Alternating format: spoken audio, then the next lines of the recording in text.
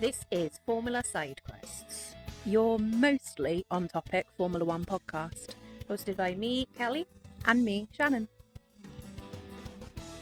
Hello and welcome to Formula SideQuest, your mostly on-topic Formula One podcast with me, Kelly. And me, Shannon. This episode, apart from anything else, is our 20th episode. Woo! We've made it to 20 We've episodes. made it to 20. Commitment. That's commitment. Yeah, I was going to say something, but I'm not. For two people with various types of neurodivergence, that's commitment. Yeah, no, it is. It's very good.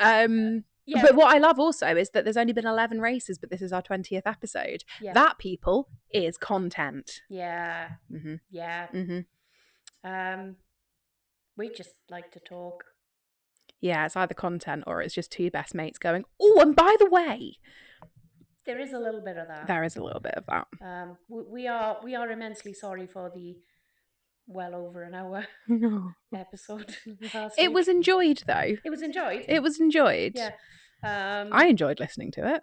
I went on a walk and listened to it. It was lovely. Did you? Yeah, I did. Yeah. After work, I had it out and popped my earphones in. Nice. Yeah, it was good in the sunshine. I was just sat in the caravan listening to it. Yeah. I had all the caravan windows open and there were people walking past. God knows what.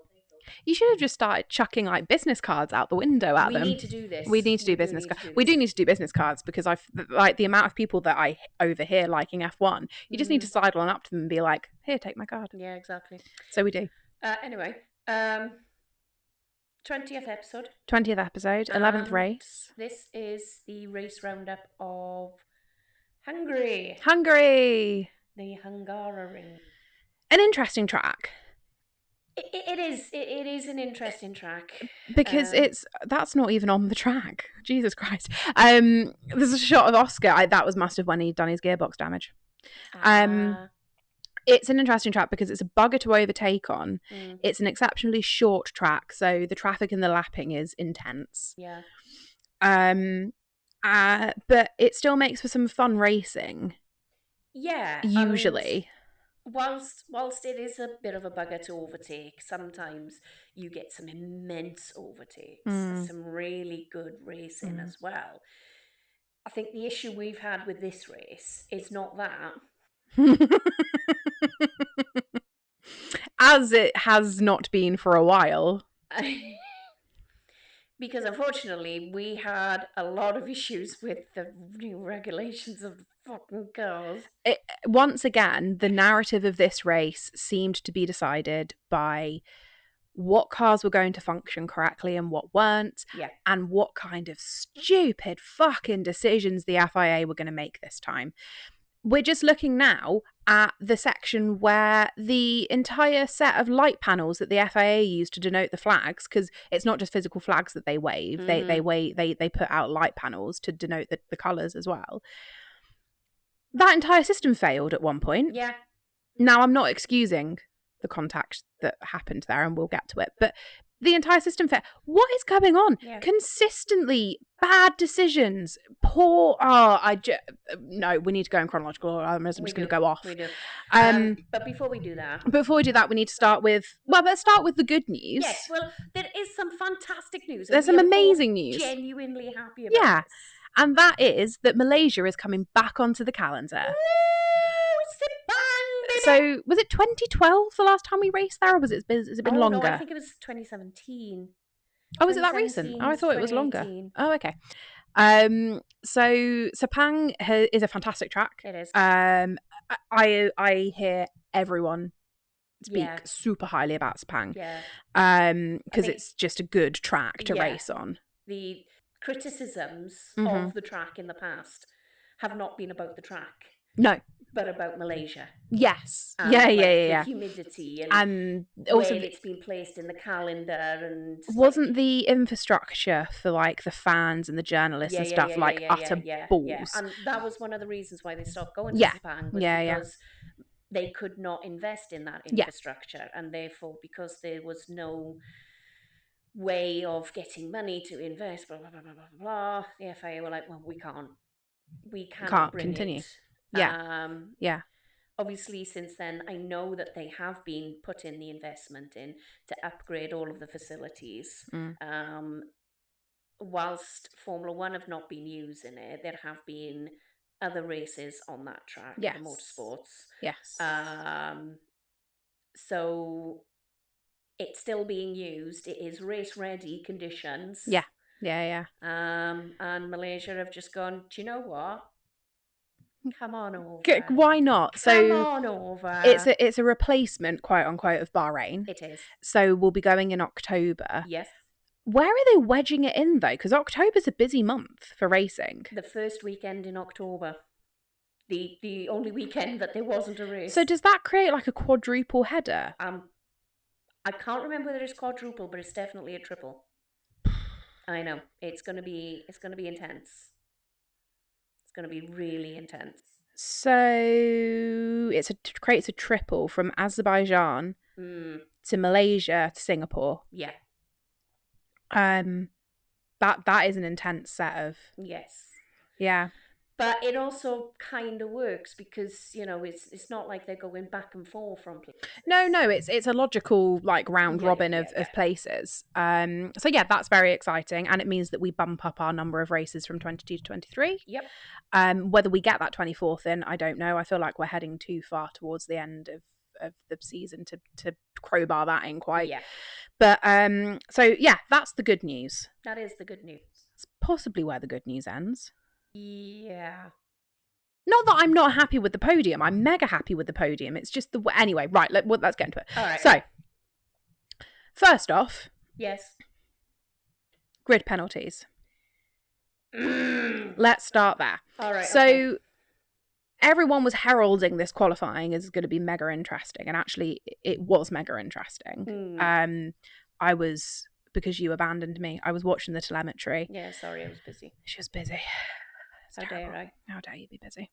With my family and other friends. I love how we both get so indignant when the other is busy doing other things and therefore hampers our watching of this, but it's happened most fucking weekends of the season. It's really quite funny. Yeah. Silverstone was the only weekend that we've sat down for the entire weekend together and done. Anyway. Because we actually made plans. Well, we were like, no, we put that in the calendar, yeah. The world can bog off. But I was watching the telemetry and listening to the commentary, and it was sort of like it was almost anyone's game. There were some moments where it was like, oh, this is like screwed. So during Q2, Kimi gets a lap deleted for track limits because he's pushing it too hard yet again, and it's minutes before the end of Q2, and it's like, thank God this is a short circuit and you've got time to do another slow lap and then do another push to get yourself through, because otherwise, kid, you're out. Yeah. Fernando Alonso got through to Q2, which I was stoked about. Unfortunately, he couldn't produce anything more than P16, but he got through to P16. And then at one point, I thought Charles completely screwed it as well in Q2 because he had a little spin. And I was like, well, have you got time for another push lap? Luckily he did, but he was doing his push lap at the same time Kimi was doing his emergency push lap. So those two gave me a solid heart attack that I didn't need. And then you get into Q1 and you're like, oh fuck, this really could be anyone's game. This really could be anyone's game. Yeah. And then the McLarens go and pull something out their asses. I'm not entirely sure what. Well, Macarena wing. Hey, Macarena. Thank you. So, but then we find out that Kimi is getting a 3-place grid penalty. Yes. For a yellow flag infringement. Yes. Which I'll come back to in a second. Yes. And Lewis is getting a 3-place grid penalty. Yes. For impeding Oscar. Now, we'll start there because that's the most cut and dry. Yes. He impeded Oscar. It is. Yeah. No. I'm afraid there is no other way of putting it. There is no other way of putting it. There is clear cut. He did it. He got the penalty. He was miffed. But expecting it. I did see a clip. They were showing on the drivers' parade, and obviously he was being interviewed, and he was talking about it, and he was like, "Yeah, you know, it is what it is. It's happened, you know, but you know, we've just got to work with what we've got, and we'll crack on with today. And then he was like, also, I am really sorry about my attitude yesterday. It was just with the race, and then everything, with the qualifying, and with everything on top of it,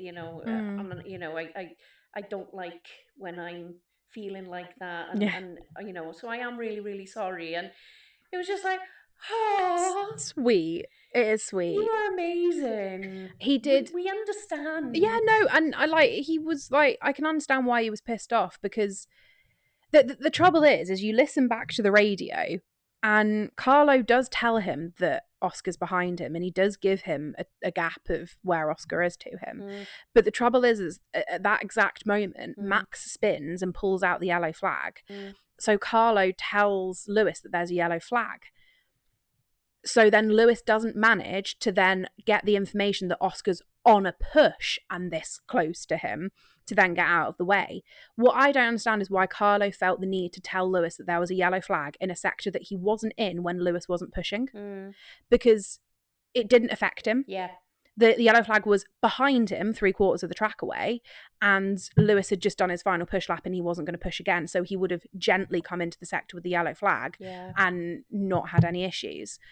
So Carlo gave the wrong information, and then by the time they'd had the full conversation of like, what sector's the yellow flag, it's sector 3, Piastri is on a push lap behind you, Oscar was up his arse. So I do feel for Lewis in as much as there wasn't, but then again, should he have been sat on the racing line when he just crossed the line? And probably not. He probably should have moved over automatically. So it's a little bit of it's a tricky one, but in as much as it's cut and dry, he impeded. Yes. Therefore, he deserved a penalty. He deserved a penalty. Kimmy, I'm just going to come out, and so I was going to say be unprofessional. What the fuck else is this podcast if not unprofessional? But I'm just going to come out. Sorry. How dare you? Did I greatly offend you with that? How dare you? We are semi-professional. Semi-professional. Don't you have to be paid something? That's why I said semi. Right, okay. I'm just going to come out and say it. Yeah. So George can not lift through a yellow flag, get pole position, and that's absolutely fine. But Kimi can not lift during a yellow... Well, no, sorry. I'll start that again, actually. Because if you read the documents, it acknowledges that Kimi lifts. Just like it acknowledged that George lifts. So George is allowed to partially lift during a yellow flag, get pole position and keep it. Kimi is not allowed to partially lift through a yellow flag and get third and keep it. What the fuck? Yeah. When you read the documents, the paragraph from the FIA, it actually goes, yeah, he lifted. Yeah, he slowed down the delta. But apparently his mini sector wasn't slow enough. Come the fuck on. It's despicable. Absolutely despicable. And I mean, obviously there has been a lot of comparisons between what happened with George to what happened with Kimi yesterday. But for me, Kimi was in a worse position than George because Kimi was literally right behind Max. Yeah. Like, right behind him. Seriously right behind yeah, Max. You're correct. George was I think he was about 2 or 3 seconds back. Yeah. So had more of a chance to actually filter through, that's happened, this is going to happen, this is what I need to do. Yeah. Kimi had to react within like 0.3 of a second. Whilst also being aware that he was on his final chance for a push lap to get pole position. And as far as I'm concerned, that boy did a fantastic fucking job. Because he lifted. In the correct places, but just as his teammate had done 2 races previously, got back onto the accelerator as soon as he was clear of the yellow flag. That's what they didn't like. But because, as you say, he had less time to react, so therefore the section of time that he had to slow down was less than George had, which is what they're referring to as the mini sector. They decided that he hadn't slowed down enough. Yeah. It's meterage. It's literally just meterage available to you. Yeah. That's all it is. Exactly. I would highly bet that Kimi lifted in an identical way to the way George lifted. It was just that he was unlucky that he had 5 meters less space to do it. So therefore his car was physically not going to slow down as much. But if he'd entirely bailed, well, he probably would have ended up in the same place as he did with his penalty. So he probably would have, he would have penalised himself by bailing. Yeah. I'm baffled by the inconsistency. The inconsistency, but also the fact that this entire thing at the moment is not run off a driver's ability to put the car in the right place. Yeah. It's run off whether the car manages to not brake and whether the FIA decide that they don't like something someone's done. Yeah. And this race is a fine example of 50% of that was won by strategy. 25% of it was run by what cars actually crossed the line and managed to finish. And 25% of it was won by who was going to get penalised or not. Yeah. It's shit. Yeah. No, I'm fully with you. So unfortunately that meant that Lewis and Kimi both had 3 grid penalties. So basically it meant Lando was on top. Yeah, I mean, Lando was on top anyway. And then Charles, then Oscar, then Max. It pulled Oscar up from 5th to 3rd, which is just like, fair play. Yeah. Then Lewis, then Isaac, then Kimi. Then George. It was a really interesting talk. So I said at the I time, apologise. I said that wrong. George was in 6th. Isaac was in 8th. I apologise. George was in 7th. Kimi was in 6th. Isaac was in 8th. No, Kimi was in 7th. Oh, I'm not going anyway. It doesn't matter. Anyway. I said this at the time. I looked at it with the McLarens up the top. Some smatterings of some Red Bulls in between, Ferrari like the middle of the top 10, and Merc down the bottom of the top 10, and I just went, it's 2025. Yeah. And this entire race was 2025. Apart from Arvid and Gabby bringing up the rear of the top 10. Apart from who pulled in the last set of points. Yeah, absolutely. Well done, Gabby. But even the Astons making something of it. Yeah. Which again we'll come to. That entire finishing grid, bar maybe 2 or 3 drivers, would have looked more than at home in Hungary last year. Yeah. And it's so strange. Yeah. But it's everyone that's bought upgrades. Yeah. McLaren obviously bought their Macarena wing along with a bunch of other upgrades, and it really bloody worked. Yeah. Aston have basically rebuilt the entire frigging car. 16 separate upgrades. And fuck me, did it work? It worked. It genuinely worked. It really needed to. And yeah, so it just made for a really, and then Max putting it on a podium when he really shouldn't have. It was 2025. Yeah. It was a very odd situation to look at. Very odd. Right, so yes, we're on the grid. We're on the grid.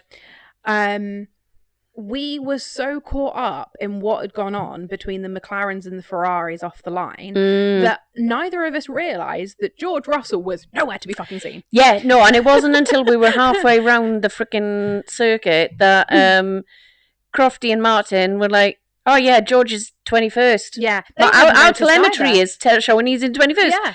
When did that happen? Yeah, it's like, all right, so it's not just us. Yeah. No, they hadn't noticed either because there was such a battle off the line.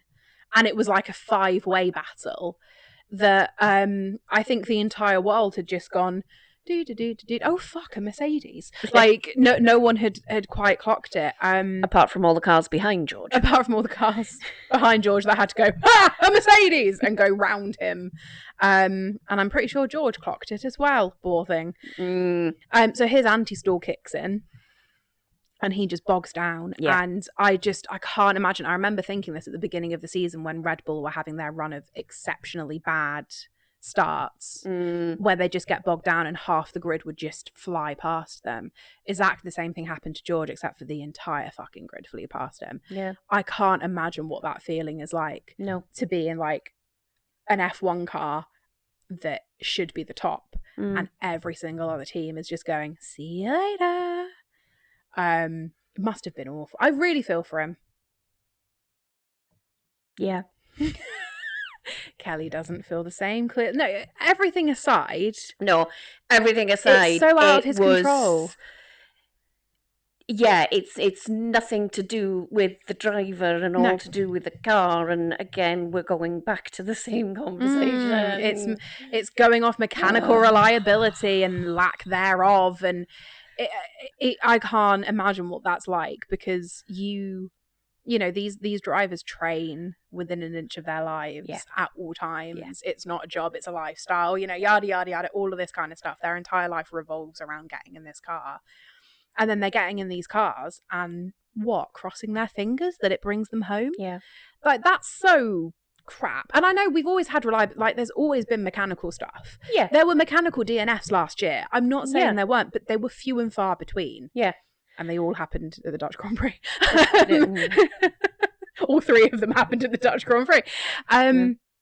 So, you know, I'm not saying that we've never had mechanical unreliability and now we've got it all, but the sheer amount. The amount, exactly. And it's not just a case of, when you look at, like last year, the majority of the DNFs, as you said, were from driver error, from crashes, from clipping the wrong part of the track and breaking something. You can say mechanical unreliability, but through the error of driving, not through something simply not through stopping.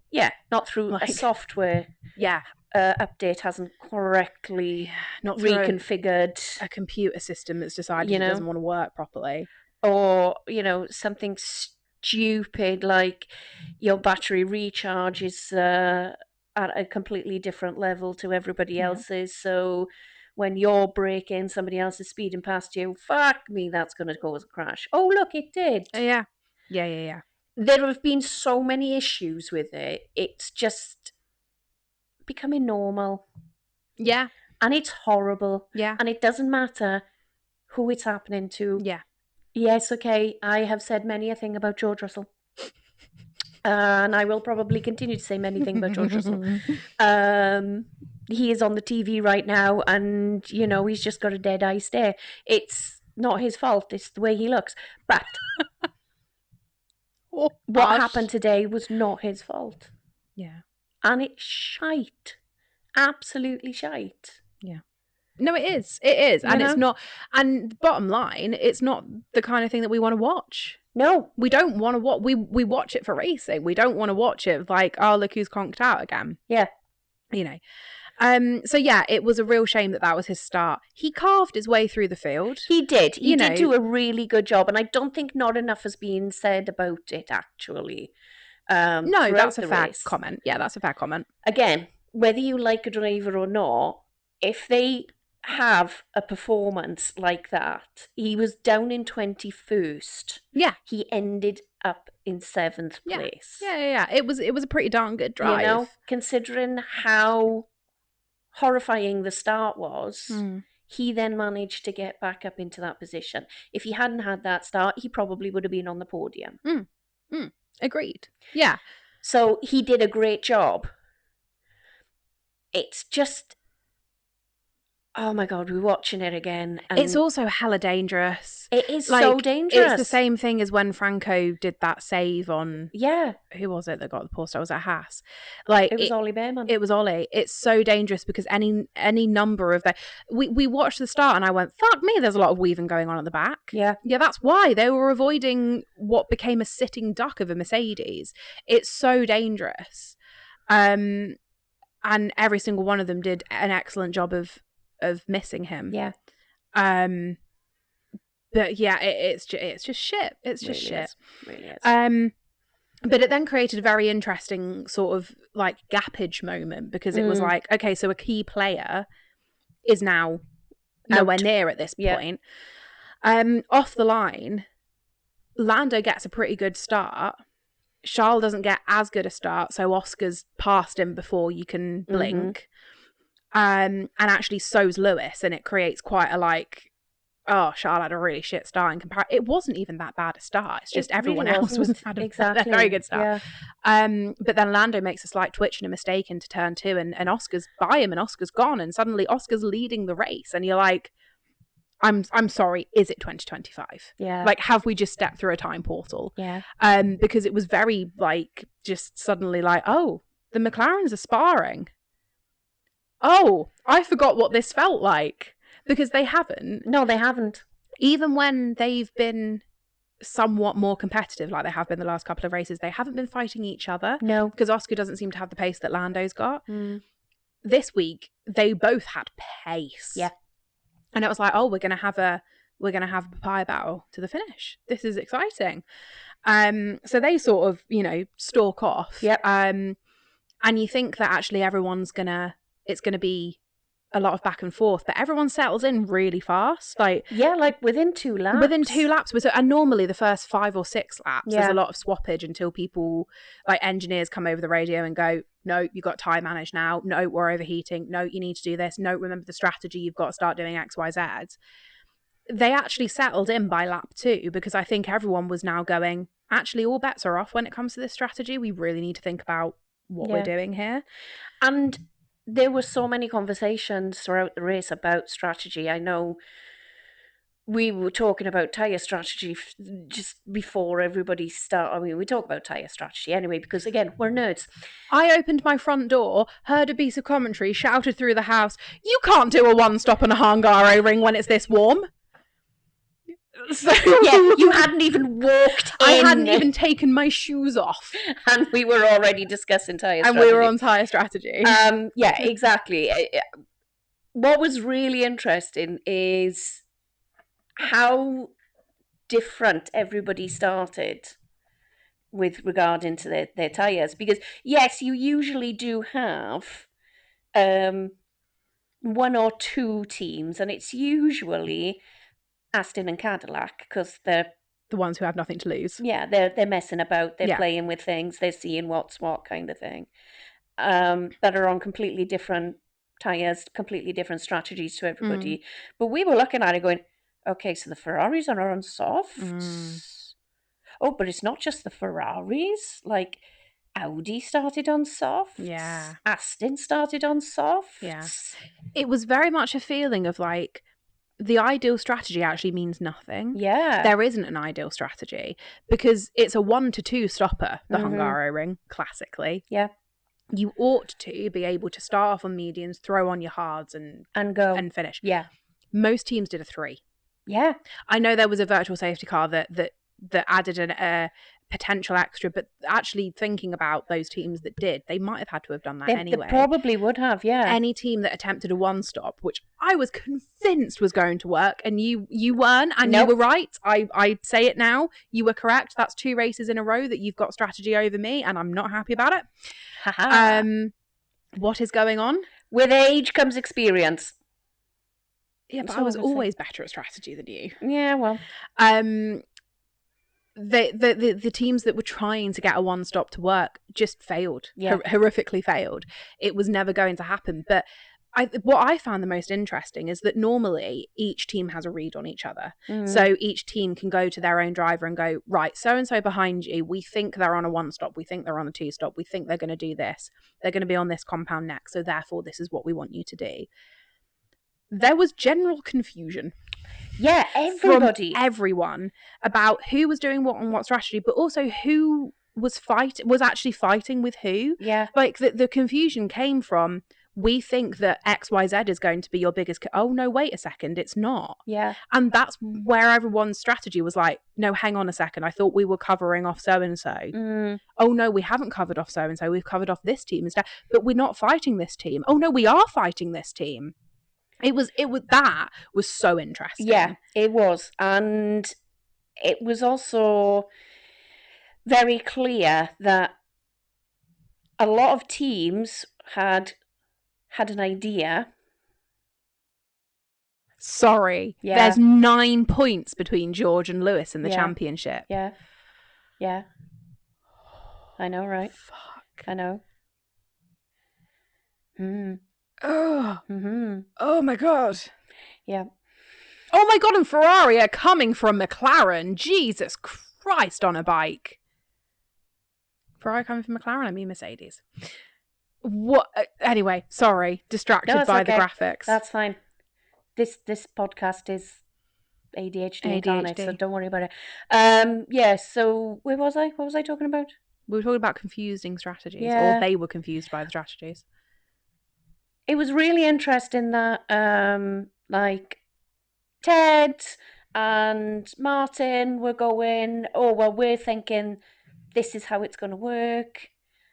This is what McLaren are probably going to do. This is what Mercedes are probably going to do. And, we were sat here and we were like, yeah, could be, maybe, possibly. Like you said, you were convinced somebody was going to try a one-stopper. Well, I was convinced that a one-stopper was going to work. Loads of them tried a one-stopper. I was convinced that it was going to happen, and it didn't happen for anyone. I reckon if I reckon Mercedes could have done it if they'd let Kimi run for a little bit longer. They could have brought him in a little bit later than what they did, put him on hards. He would have run to the end. I agree. But also, you'd have to manage him and regulate him, and in this race, Bono didn't quite have that hold on him. Very true. Like previous races, Bono's managed to talk him down quite nicely and gone, look, kid, this is what we're doing, and I just need you to do X, Y, Z for me now. And Bono's had that hold over him to be able to get him to where they needed to get him to. Kimi was too mentally all over the place that I don't think Bono quite had that. And I think that actually played a lot. And not just with Kimi, but with all of the drivers. Yeah, I agree. It was a scrappy race. It was not entirely. It was very radio heavy. There was so much radio. And the general sort of vibe from what the drivers were saying was that nobody was really happy with this one. Everyone fell out with their engineer at least once. Yeah. During this race. Like everyone. GP and Max had their classic married couple arguments for the entire thing. Oscar actively told his engineer to stop talking to him. Lando and Will had a spat at one point that I was like, no, guys, we don't do this. Charles was like, Brian, I need you to give me more information. Lewis was going to Carlo and going, I don't understand what's happening in terms of like this, and this. Why are we doing this? George is on the radio going, what the fuck happened at the start? Kimi's going to Bono. Bono's going, Kimi, you need to like track limits. You need to bring it in and calm down a little bit. Like it was a scrappy race. Yeah, horrible. It felt, and that's what I mean by like no one seemed to understand what everyone else was doing. No one seemed to be able to have that like, look, I'm confident in where we're going, so I just need you to drive. It felt like the please just drive element that we hear so often from the engineers of like, look, I'll do my job, you do yours. It felt like the engineers were a little bit like, I'm struggling to do my job. Yeah. So therefore, you're struggling to do yours. Yeah. And it very much had that, but like, it was an uneasy race. Yeah. No one felt settled. No. And it was, and I think that's very much proven by how we crossed the line, the gaps that we crossed the line. Everyone was so close, everyone was so bunched. No one took a deep breath and just went. No. It was very all over the place. Yeah. And you usually only get that when it's a wet race or a safety car heavy race or whatever. But this one, I don't know why. No. Other than the regs. That then sort of fed into the strategy as well, because I think in general the teams were just like, right, well, I don't know how to placate my driver, and I can't get a decent read on other teams, so that's not going to help with how I'm going to deal with this. And it was just pants. There seemed to be so much team order asking as well. McLaren, at one point, both of them, no matter what combination they were in, were talking about team orders. Ferrari were talking about it. So I want to come to a team order conspiracy. Yes. Oh, no, yes, please do. But first, I just feel like we need to just mention Bottas. Yeah. Just because it was a little bit scary, and I think he handled it brilliantly. So, like, he was 3/4 of the way through his lap, and his brakes failed and set on fire, as the Cadillac has want to do. Yes. In the last, 5 races?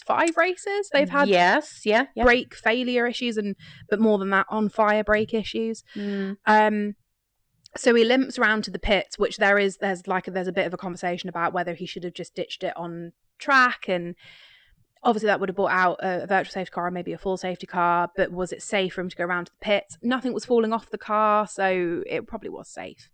But by the time he gets to the pit lane, it looks like he's got no brakes at all. Yeah. So he's rolling into the pit lane, but you very quickly realise that he does not have control of an on-fire car. Yeah. Which is quite terrifying because suddenly he's rolling it towards his pit crews. Yeah. And every single other pit crew. So he uses the wall and effectively does a very slow crash. Yes. Into the wall to stop the car, and you see him get to the end of the pit lane wall and he's fully turned his tyres in to use the corner of the wall to bring himself to a halt. I think he did beautifully. It was incredible. And that shows, unfortunately, yes, Cadillac are horrendous. They, I love Cadillac. I will always love Cadillac. First season, knew they weren't going to do much, but still, it's been really, really bad for them. I mean, even Checo DNF'd as well. Yeah. So, it was again a double DNF from Cadillac. But it just goes to show the level of professionalism, experience that Bottas has. Because, yes, there are drivers on the grid, and Bottas is one of them, that many people have accused in the past of not being serious about racing because he has that almost laissez-faire attitude. He really does, and he has a sense of humour with it. And he has a sense of humour about it. Yeah. And he does a lot outside of racing and uses that humour. Some of the best ads any of the drivers have done are Bottas's. Yeah, 1,000%, yeah. Because he knows how to use himself. How to work a camera. And because of that, people don't take him seriously as a driver. Yeah. And since he's left Mercedes, people don't take him seriously as a driver because he's not been in a car that shows how good he is as a fucking driver. I like Bottas. I can tell. do you feel better for that? Feel better for that? I do feel better for that because, like you say, it just goes to show how incredible of a driver he is. I think he handled that. I think he handled it perfectly because you are effectively driving a bomb towards the pit lane. Yeah. And that could be quite scary. So I think his tactical decision to get it as close to home as possible, but to then make sure that he didn't roll it anywhere. And it must have been really quite scary for him. Yeah, definitely. So, fair play to him. So that was lap 15 that we lost him. Previous to this, like 2 laps previous to this, Ferrari had pulled out the master of an undercut. Yeah. Where they brought Lewis in. I mean, for us, like, too fucking early, but it wasn't. Yeah. That then meant that he perfectly undercut Max, came out in front of Max when he pitted behind him. So, perfect, really good. And they brought Charles in afterwards and double stacked, and that didn't go as well for Charles as it did for Lewis because, they'd left him for longer. Anyway. So my pitting conspiracy I would like to put out onto the table. Please do. So they bring Lewis back in again on lap 31. Yeah. Which means that he only spent 18 laps on a hard tyre. Yeah. 18 laps on a hard tyre. Which, even considering how hot this track was... It's ridiculous. And how quick the tyres are degrading when they get to a certain stage. Mm-hmm. We were both like, you could have done, like, at least, bare minimum, another 5 laps on those tyres. Oh, we could have gone to 25 laps. Yeah. Easily. So I'm like... What the fuck? But just previous to that, Charles had been on the radio saying, I am clearly faster than him. And we didn't hear the response. I don't know what the response was, whether there was a response, whether he got ignored. Because we are aware that we only get half the story when it comes to the radio. We do know that. And then a little bit later, he's like, can I pull out a different strategy here? Because he was obviously on a mirrored strategy with Lewis. They pitted him on the same lap first. So it was like, can we do something different here, please? Because basically what Charles was saying was, I need to be in front of him, not behind him, because I'm in dirty air. I can't get past him. but I'm faster than him. What can we do? And there wasn't really, like, Brian went, we're checking. Like, oh my God. No. Brian was like, we'll get back to you. Fucking yeah, and you said in 5 to 7 business days, which is like completely true. Like, God, they'd have to hold 5 meetings before they change that anyway. But the next thing you know, they're pulling Lewis in on lap 31 after only 18 laps on his hard tyres. My conspiracy I would like to present to you. Please do. Did they pull Lewis in and misalign their strategies on purpose to give Charles clean air? I would say yes. Because I cannot fathom any other reason why you'd pull your driver in after only 18 laps on a hard tyre when what you actually wanted to do was make a one-stop work. Because that's what they were aiming for, to make a one-stop work. But I would also say yes, purely because a few laps later, it seemed like McLaren did exactly the same thing. Absolutely correct. 34, in fact. I love how you just gave up writing notes. Yeah, no, I know. How many notes did you write? Like the first 2 laps and then that was it? Yeah, pretty much. It's a good thing I continue then, isn't it? I know. So I was too busy on the edge of the seat, literally. Yeah, no, we were. So yeah, lap 34, Lando's on the radio, or just slightly before lap 34, Lando's on the radio going, again, I'm faster than him, but I can't get past him because dirty air. Identical to Lewis and Charles. And Lando goes, I want you to bring me in. I want to come in. I want to, again, go on a misstep strategy with him. Put me on different tyres. Don't align us. Do a split. I want to come in. Bring me in. They come out into the pit lane. And then Will comes over the radio and goes, I'm afraid we can't bring you in, Lando. And Lando's like, no, you mean you won't let me? Like, he very, obviously calls him out there and goes, you don't mean can't, you mean you won't let me. Sure enough, that lap, in comes Oscar. Yep. To, again, split the strategy, put him on different tyres. So again, were they giving Lando clean air? Yeah. It really is. And it all ties into us having spent 10 minutes ranting about how no one seemed to know what they were doing at all. Yeah.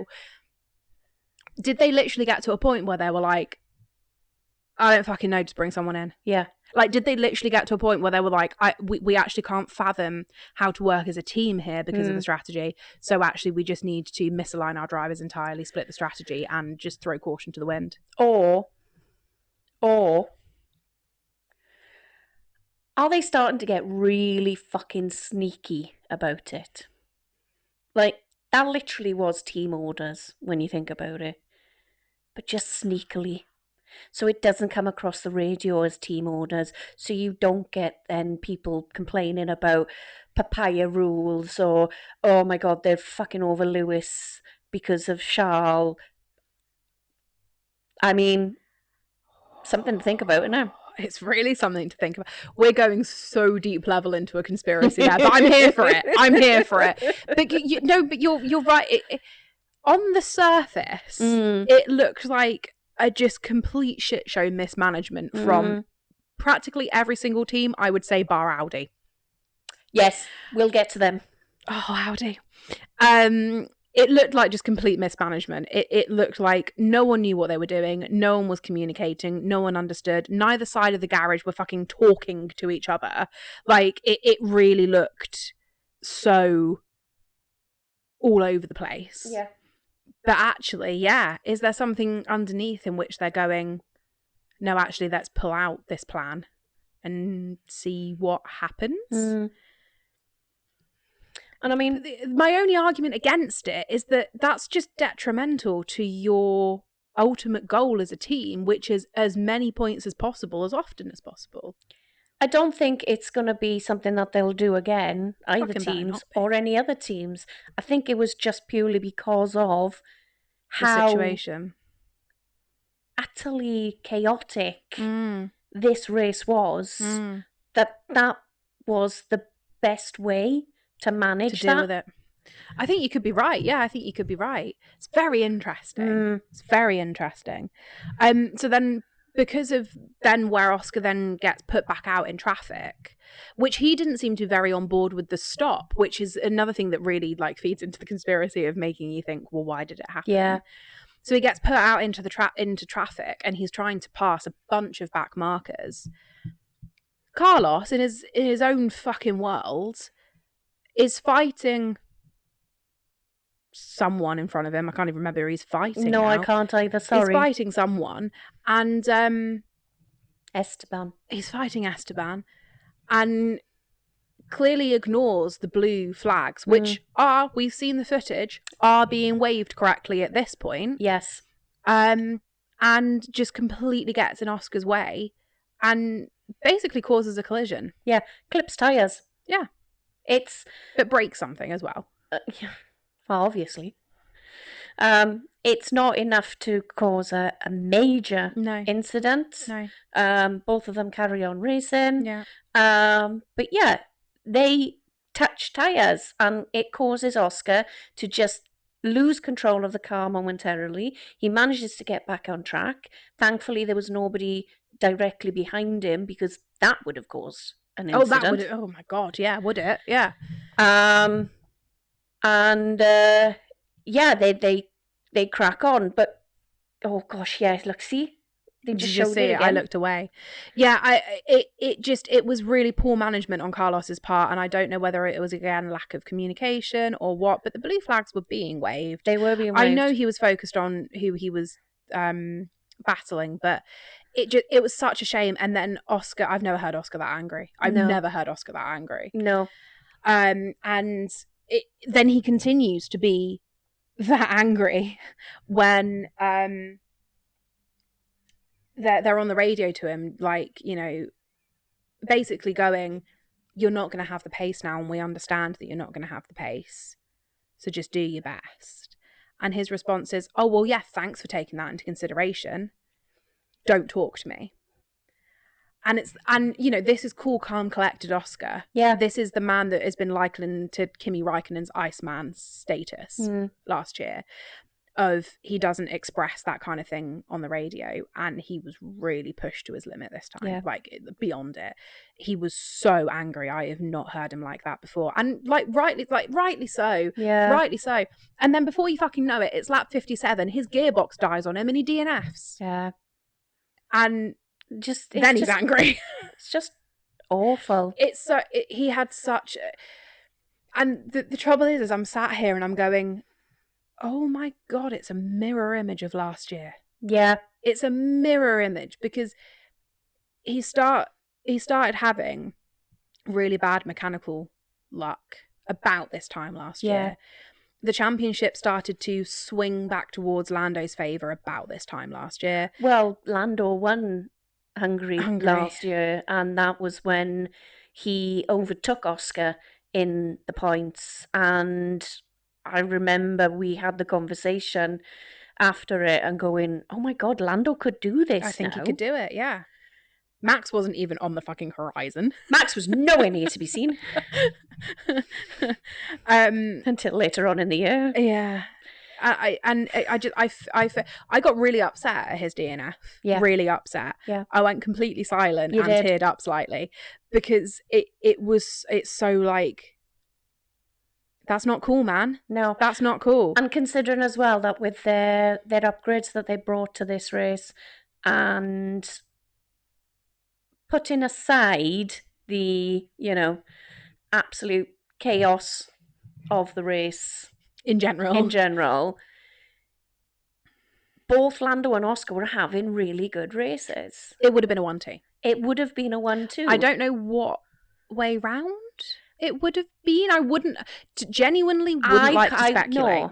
No, wouldn't like to speculate. I would probably be more in favour of Lando, but it would be a 60-40 split in my head. Very nicely put. You know, from raw pace, I would also be in favour of Lando, but I would never underestimate Oscar's ability to pull out a move that you just go, exactly. Whoa! And it would have been fantastic. Yeah. So yeah, it was horrible. Absolutely horrible to see him stop. already wondering whether, like, where he'd come out in traffic and the contact and everything, whether he was even going to be able to make it back up again. Commentary were convinced that he was, so I was taking that on face value. They watch the deltas, they watch the sectors, they know they have where so he's much losing. more data than we do. And if they can see that he's consistently gaining on every, the 4 cars that are ahead of him, then I'm going to trust their judgment. But that, just conked out, like the gearbox just died. Just stopped. They think it was from when he went too hard over these curbs. The Hungaroring is a very unforgiving track. It's quite a close walled track, and it's got exceptionally unforgiving ridged curbs. And they think that came from him going too hard over a curb, and then they were like paranoid city for the rest of the race to Lando going, get off the curbs, get off the curbs, get off the curbs, because they were concerned that it was going to happen again. And actually Lando didn't need to push because he was so far ahead. But it was such a shame. So anyway, that brought out a virtual safety car, which meant that then the absolute, oh my god, pit immediately happened. They double stacked Ferrari again for yet some more softs and sent them out into the wilderness. I rolled my eyes there just for context. Yeah. So the last kind of like notable thing to mention is that Lewis comes out of the pits and is on the safety car line as Kimi is on the safety car line, and clearly Lewis looks at it and goes, I'm ahead, I've already crossed the safety car line, so I can push and get in front of Kimi. And then you fall into the virtual safety car 40% speed gappage. But Kimi's immediately on the radio going, no, I was ahead. We don't hear any communication with Ferrari other than when they then go, Lewis, give back the place, and Lewis allows Kimi back past again. Correct decision. Yes. I haven't looked at it to know. I need a picture of like, here's the line, here are their noses, to know who was actually ahead. But they were just covering off and avoiding any level of secondary penalty, because something we haven't mentioned because it was so chaotic is Lewis got a 5-second penalty for speeding in the pit lane. From that, we think. Was it from that one? But we don't know because because he took it at the end of the race. Sorry, because there was a lot of conversation between Crofty and Martin about, well, where was it? Because and then Carlo comes over the radio and says 5-second penalty for speeding into the pit lane, and we're like, no. He was speeding out of the pit lane. So it's it is rather confusing. I mean, obviously we're going to have to wait until the FIA release the documents. So I'm sure there's going to be not just us, but a lot of other people poring over that, going, where? How? Tell us where. So what they've concluded is that he pressed the correct buttons before he hit the pit lane. So he was doing the correct speed upon entry to the pit lane. He's put his foot down a little bit early, is what it seems, to make sure that he got to the safety car line in time ahead of Kimi. So I think there was a double reason for them being like, no, give the place back, because there's a chance that we're going to get one for speeding because you pushed it too hard too soon, and then we don't want to get one for then infringing the safety car and it could have been a 10-second penalty coming his way. So he gave the place back. We both went, oh, it's fine. It was going to take him immediately after. And then there was it seemed like there was nothing in the tank left for him to do. And Charles's race was exactly the same. It was like, where's the oomph, dude? Like, you've been on the podium for the last 2 races. Where's the... Like, there seemed to just be nothing. Which was exceptionally confusing. Because the Ferraris just had a meh weekend.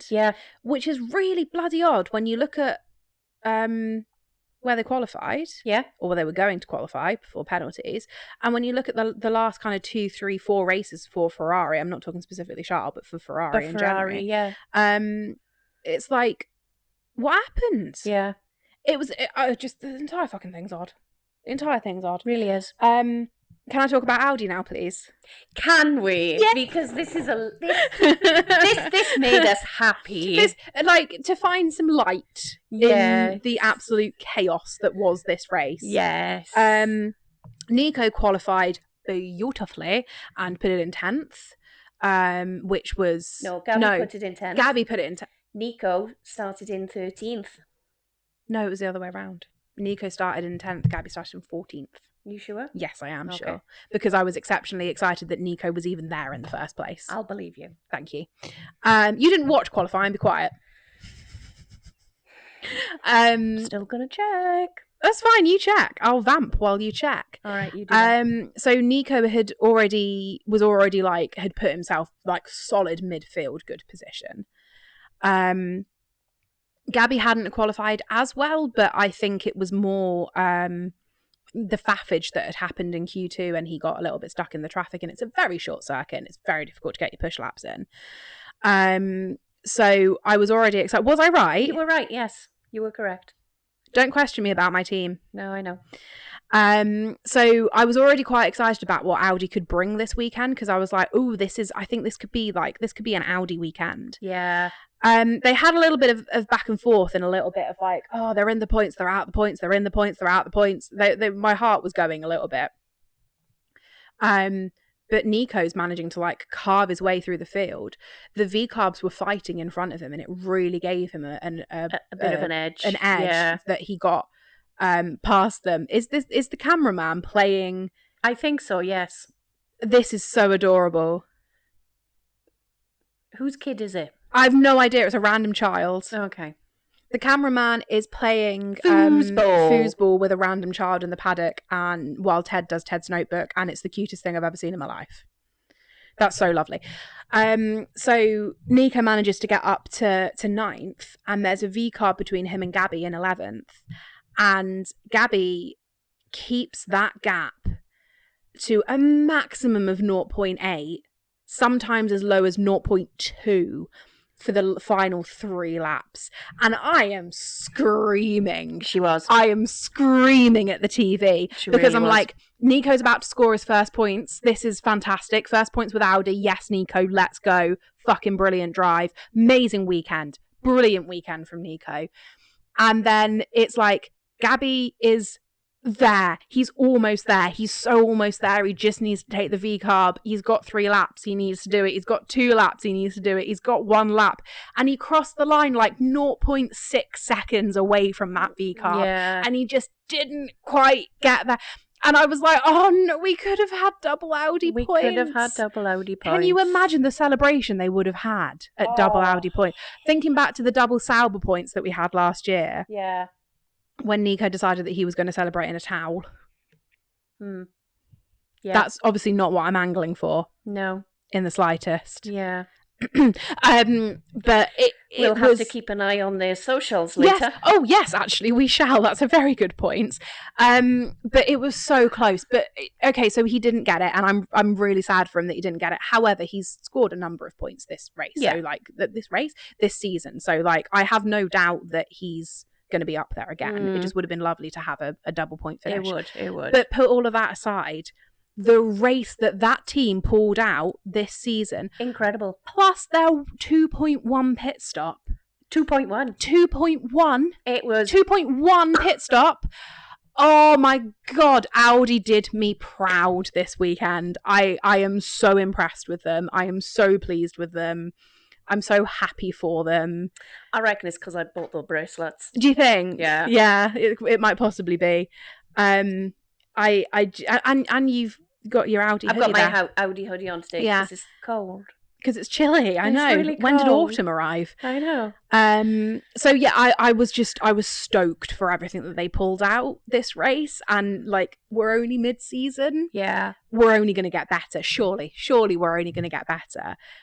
And I have this vision of Audi being the middle of the pack, just going forward, and I'm so excited because touch wood, and I can't believe I'm about to do this. I'm probably going to just completely jinx the entire thing. Okay. They seem to have their reliability under control a little bit more now. I'd agree. Mechanically, they were not good at the beginning of the season. Nobody was, but Audi were one of the bunch of them that's like, oh, it's a new team and a very new car for you, and also you've got your own power unit, not someone else's. So you're having a struggle bus.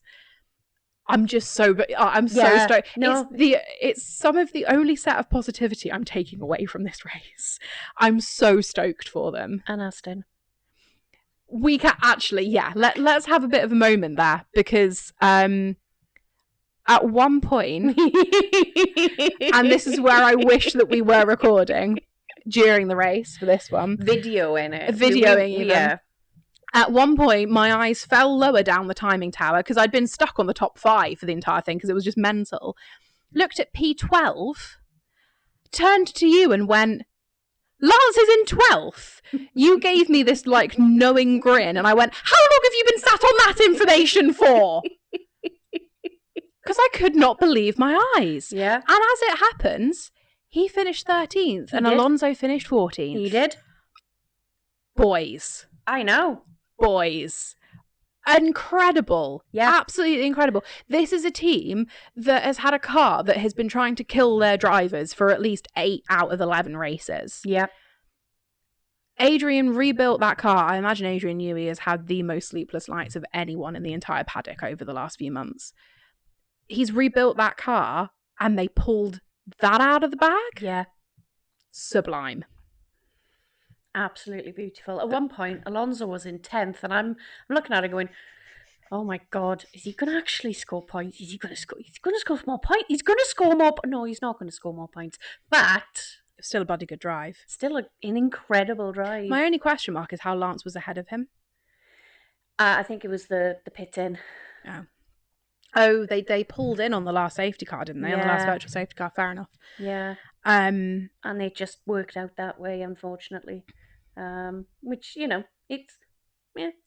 would have been nice for Alonso to be ahead, but they did a cracking job. They really did, and they had a mega pit stop actually as well, didn't they? Didn't they pull out like a 2.2 or something for Lance at the beginning? Lance, 2.2. So those bottom teams. I mean, poor Cadillac. Yeah. So them aside, sorry boys. Those bottom teams that we've been kind of going this entire season, ooh, this is interesting. Or were they getting somewhere? And the amount of conversations we've had about that Aston and how fundamentally unsafe it was and, all of this kind of stuff. To see them, we're on race 11 out of now 23, but it would have been 22. We would have been dead halfway through the season. To see it. It's going somewhere. It's doing something. We're making changes. We're making moves. We're getting somewhere. It just makes me go, what's next year going to be like? Yeah. What are we going to be able to achieve? Oh, Oscar's smiling. That makes me happy. Oh, babe. What races are we going to be able to have? Can we say that Aston and Audi are going to be solid midfield contenders in 2027. Oh, that would be amazing. I sincerely hope so. Yeah, sincerely definitely. hope so. Yeah. So yeah, it was a very strange race. It was a very odd race. We were very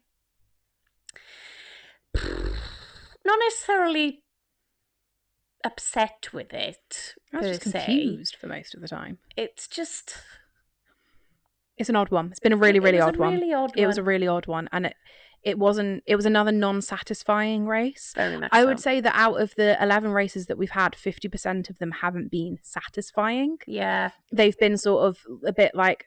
and it's really weird because Lando, Max and Kimi were on the podium. Yeah. For us and the drivers that we support. And as we've spoken about before, we support all of the drivers and we enjoy all of the drivers. But for our top drivers that we support... Yeah. That's a great podium for us. It's a fantastic podium. Max managed to do a 22-lap stint on a soft tyre on a 54-degree Hungaroring. Oh. That is sexy. And even he said on the radio, how did we manage that? Yeah, so you'd nipped off to the loo, hadn't you? But GP was on the radio on the cool-down lap, gushing to Max, going, that was an incredible drive. I know I promised you a fight at the end and you didn't get it, so I'm sorry, but that final stint on those softs, that was absolutely incredible. You should be really proud. That was amazing. Max's singular response back on the radio is, how the fuck did we do that? And that just, completely, like, for Max to have put it on P2 for all of the complaints that he had for the entire race. Actually, I said to you, didn't I, fairly towards the beginning, is this going to be another one of those races where Max is consistently complaining about everything and then he puts it on the podium? Yeah. That was like 100% how it seemed to be. For Kimi to get P3 after everything that had happened, fair fucking play, kid. Yeah. And for Lando to hold on to the pole and convert it to a win, also fair play. He drove really well. He did. think Will had to really talk him down a couple of times because he was Lando was in his head. Yeah, he was in his head, and Will had to really talk him down a few times. But then, as we said, all the drivers were in their head and all their engineers were having to talk them down. That Lando and Will almost had a very public divorce halfway through the race. So objectively, I'm exceptionally happy with that podium. Yeah, but it was a very unsatisfying race because of the way that it all went, and then, well, Charles was nowhere to be seen, so that immediately makes it unsatisfying for me. Yeah. So that was Hungary. I'm knackered now. Are you? Yeah. I mean, I'm tired for many You're tired anyway. Yeah. But yeah, strange race. Adrenaline's gone. I think it's time for food and something else. Let's have some dinner. Yes. So we're now on summer break. Oh, good God, are we? We are on summer break, so we do not now have a race until the 22nd of August. 23rd of August. I apologise. So the drivers are now on a break. They are not going to be driving. Well, they will be. Okay, let's place bets. Sorry. How long before Max is in a GT3 car? Go. 21 hours. Get back home. A couple of days. I'm going to say 47. Okay. All right. So it's lovely, the summer break, because they actually force the factories to close. Yeah, there's a 2-week closure period, isn't it? So summer break is about 3 weeks of no racing, but there's a 2-week closure period where it's like, no, everyone go and use your annual leave. Just go home. Don't be here. Go and have a holiday. Yeah. Do what you want. We know that, for example, Charles and Alex are going to go and have their honeymoon. Yeah. At some point. So, lots of things are going to happen. That does not mean that we are going on a holiday. No, of course we're not. Because we've already had our holiday. We've had our holidays for the year. And we worked through it. Yeah, we did. Yeah, we did. This don't stop. Oh, God, no. This don't stop. No, At no point does this stop. As we discussed at the beginning of this podcast, we will find content. We will always find content, yes. So one of the big plans for summer break is to do Abu Dhabi 2021. Mm. I think the only way that we can now feasibly do it Which I've got to say, we didn't reference at all in this episode. No, we didn't. Well done us. I know, right? I'm really proud of us. Yeah, that's really good. No fucking sarcastic comments about that. I think the only way that we can reasonably do it is for us to sit and watch it. Oh, no. I know. Oh, that's a shame. And then do a podcast on it like we do now, where we watch the live ones and then do. Yeah. But purely because, and like genuinely serious point, we have so much more wheel knowledge now than we did in 2021. Very true. That for us to be able to watch it, and hello, I know Charles Leclerc's on the screen, but I'm talking. I can multitask. I heard what you were saying. I can't multitask looking at that face, can you? Don't bloody look at it then. He's gone now. There you go. We genuinely have so much more wheel knowledge than we did in 2021 that I think to watch it, and I've seen clips a billion times over since then, but I haven't seen the whole race. No, that's very true. Not once. Yeah. So, in 5 years. So I think for us to sit and watch it, having all of the knowledge that we've gained over the last 18 months of avidly watching this sport, obviously we watched it for years beforehand and we came in with a pretty good baseline knowledge. Oh, yeah. But we've gained so much over the last 18 months that it will be really interesting to then apply everything that we know to it. Yeah. So I think we'll do that. Definitely. That's a definite one. When, I don't know. We'll have a look in the diaries. But yes, do not worry. We will be back. Probably not next week. We might take a break ourselves. Yeah, I think we're going to have to. Because I'm busy, you're busy. Yes. I mean, I'm not here next weekend, so... No, so it'll have to be weekend after that. But we will be back with content. As it is, this is another hour-long episode. Sorry. So, sorry for that. Thanks for listening. I will admit that 20 minutes of that was me going, Auntie Howdy, amazing! So, well, apologies. But thank you very much for listening. This has been Formula SideQuests, your mostly on-topic Formula 1 podcast. With me, Kelly. And me, Shannon. Bye. Bye.